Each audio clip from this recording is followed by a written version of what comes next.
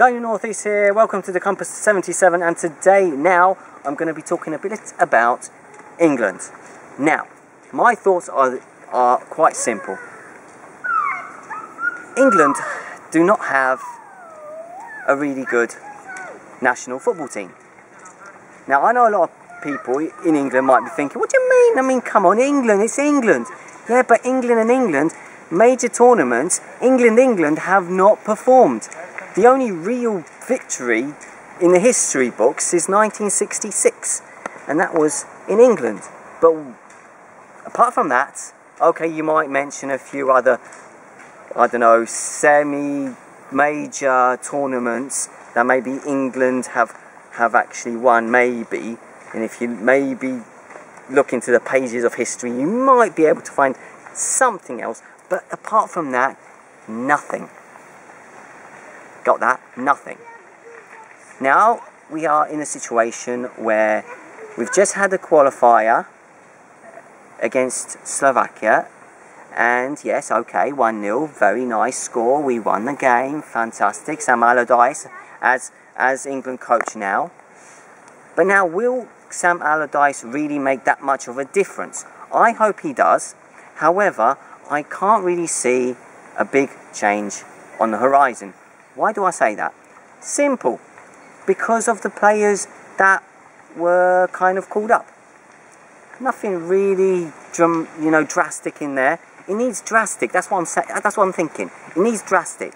Let's just rewind the clocks a bit to the Euros. Now, we saw some players in there that maybe were in that squad because of what they kind of did in the past, instead of actually taking players who were on form at that present time. Okay, I'll give you an example of what I'm talking about. Jack Wilshere. Now, I quite like Jack Wilshere. However, I don't think he was ready for the major tournament.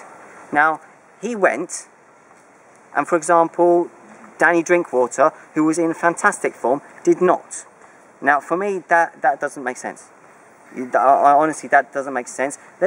I'll give you another example of how things could have been done. Let's take the Polish national team, okay, and Adam Nawałka, okay. Now, in the qualifiers, he was using various players, and various players were doing a good job for him. For example, Sebastian Miller. Now, he had a fantastic qualifying, in my opinion. Now, he scored a couple of goals, one against Germany.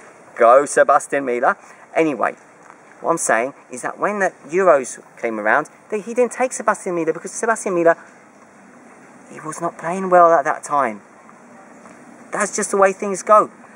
Now, saying that, who would I have taken? If I was manager at that time, who would have I taken? Like, at least one of those players. Let me think. A player on form. Now, do I have to really, now let's just think about it. Do I really have to stick to the Premier League? Now, let's really ask ourselves. I mean, the Premier League, let's take the Premier League and the Championship. Is there much difference? I don't think there's much difference, to be honest.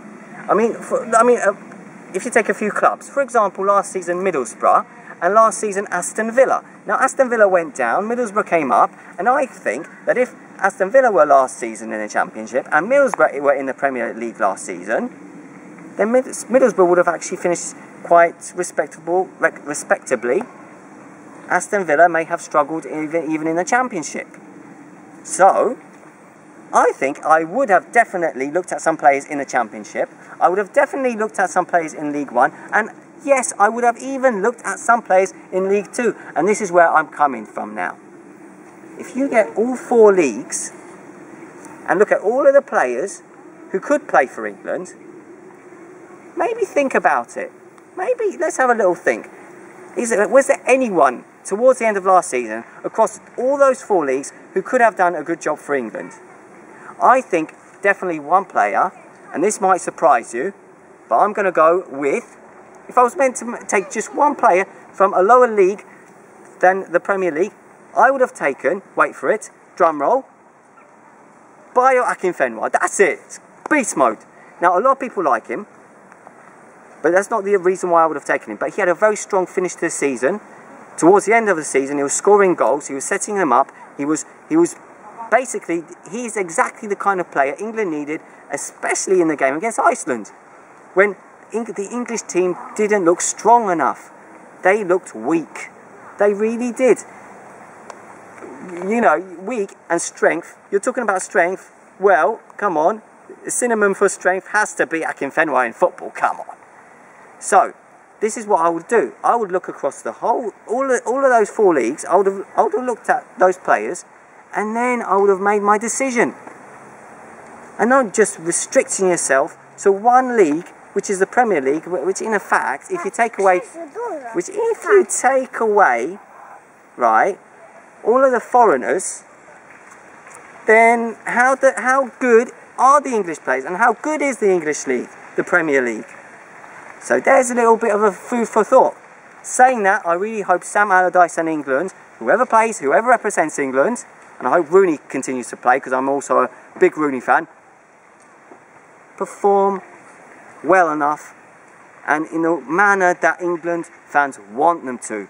Get through the qualifiers and then hopefully qualify for Russia in 2018, and then hopefully by that time have a team that can perform really, really well.